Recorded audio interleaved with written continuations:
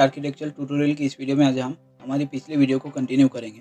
पिछली वीडियो में हमने मॉडिफाई टूलबार्स के बारे में जाना और सीखा। आज की इस वीडियो में हम रेविट में किसी भी प्लान पर किस तरह से डोर इंसर्ट किए जाते हैं ये जानेंगे और सीखेंगे।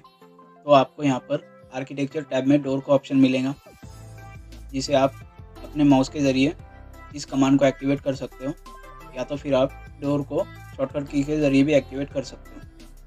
और डोर की शॉर्टकट की है DER। अब जैसे ही DER टाइप करेंगे तो डोर कमांड एक्टिवेट हो जाएंगी। कमांड एक्टिवेट करने के बाद आपको यहाँ पर प्रॉपर्टी में डोर की प्रॉपर्टी शो हो रही है, जिसमें हमें सिंगल फ्लश डोर दिखाई दे रहा है। तो आप जैसे ही यहाँ पर इस एरो पर माउस के लेफ्ट बटन को प्रेस करेंगे तो हमें यहाँ पर एक ही डोर लेकिन अलग अलग साइज़ के ऑप्शन यहाँ पर दिखाई दे रहे हैं। तो आपको यहाँ पर जो भी साइज़ चाहिए उस साइज़ को आपको सिलेक्ट करना है। देन नेक्स्ट, आप जैसे ही कर्सर को व्यू पोर्ट पर लेकर जाएंगे तो ये आपको यहाँ पर कुछ इस तरह का आइकन शो करेगा। और अगर आप व्यू पोर्ट में कहीं पर भी क्लिक करेंगे या कुछ भी करेंगे तो वो वर्क नहीं करेगा।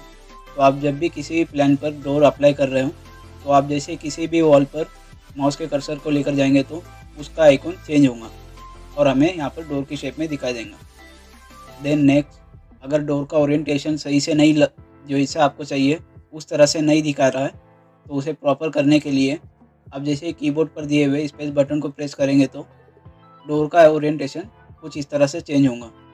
तो इस तरह से आप डोर के ओरिएंटेशन को स्पेस बार की मदद से चेंज कर सकते हो। देन नेक्स्ट, आपको जहाँ पर भी डोर चाहिए वहाँ पर पॉइंट स्पेसिफाई करना है। पॉइंट स्पेसिफाई करते ही आपने जिस जगह पर पॉइंट स्पेसिफाई किया है उस जगह पर डोर अप्लाई हो जाएगा। देन नेक्स्ट, आपको इसी तरह से जहाँ पर भी डोर चाहिए उन जगह पर पॉइंट स्पेसिफाई करना है। और दोस्तों, अगर आपसे गलती से कहीं पर भी डोर अप्लाई हुआ है और आपको उसका ओरिएंटेशन चेंज करना है तो कमांड से बाहर आने के बाद किसी भी डोर का ओरिएंटेशन चेंज करने के लिए आपको उस डोर को सिलेक्ट करना है। सिलेक्ट करने के बाद आपको यहाँ पर डोर पर कुछ इस तरह के दो एरो दिखाई देंगे।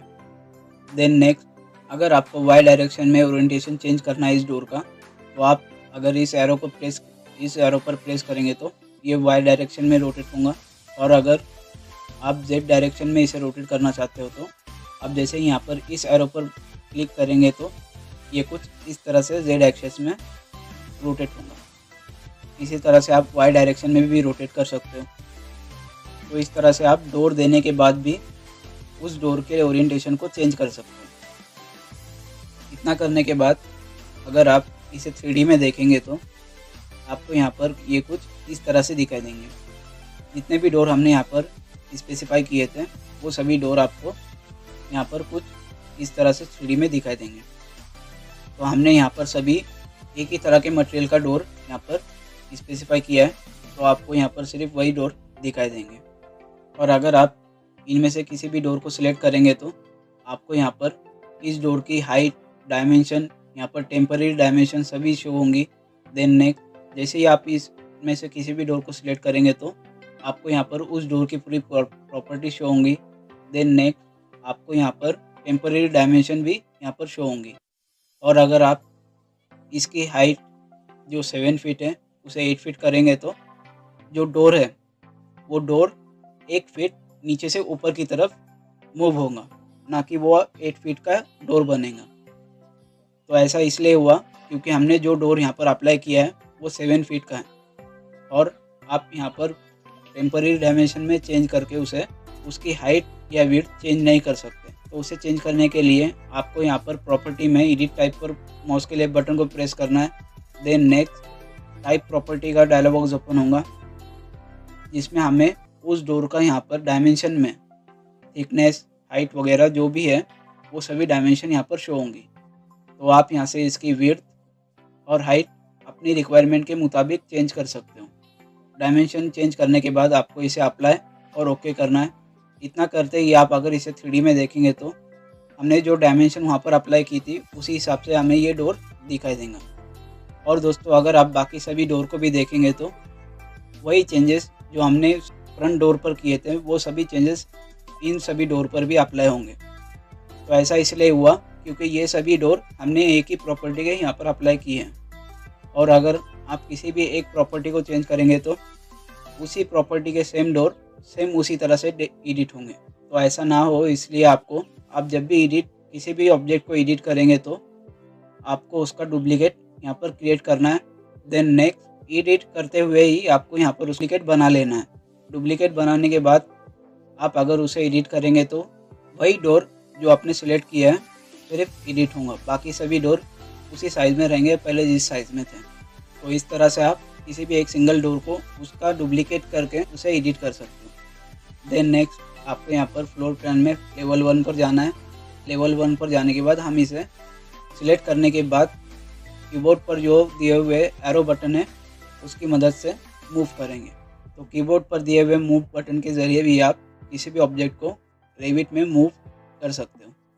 तो अब हम इन सभी डोर्स को डिलीट करेंगे और इनकी जगह पर कोई अलग टाइप के डोर इस पर अप्लाई करेंगे। तो उन्हें अप्लाई करने के लिए आपको फिर से डोर कमांड एक्टिवेट करना है।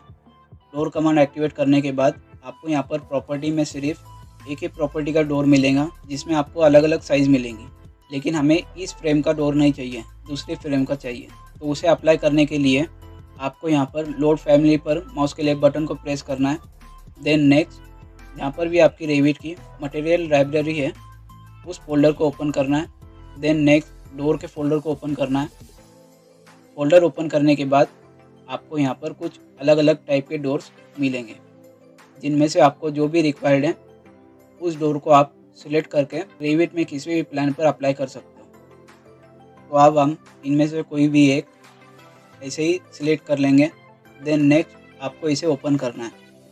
ओपन करते ही जो आपने डोर सिलेक्ट किया है वो इसमें लोड होना स्टार्ट हो जाएगा। देन नेक्स्ट आपको जहाँ पर भी जिस भी वॉल पर इस डोर को अप्लाई करना है उस वॉल पर पॉइंट स्पेसिफाई करना है। पॉइंट स्पेसिफाई करते ही जो डोर आपने लोड किया था वो डोर आपको यहाँ पर कुछ इस तरह से दिखाई देगा। देन नेक्स्ट आप और भी यहाँ से लोड फैमिली से अपनी रिक्वायरमेंट के मुताबिक जो भी डोर आपको चाहिए उन डोर को फिर से लोड कर सकते हो। लोड करने के बाद आपको उसे इस प्लान पर कहीं पर भी जहाँ पर आपको रिक्वायर्ड है उस वॉल पर पॉइंट स्पेसिफाई करना है।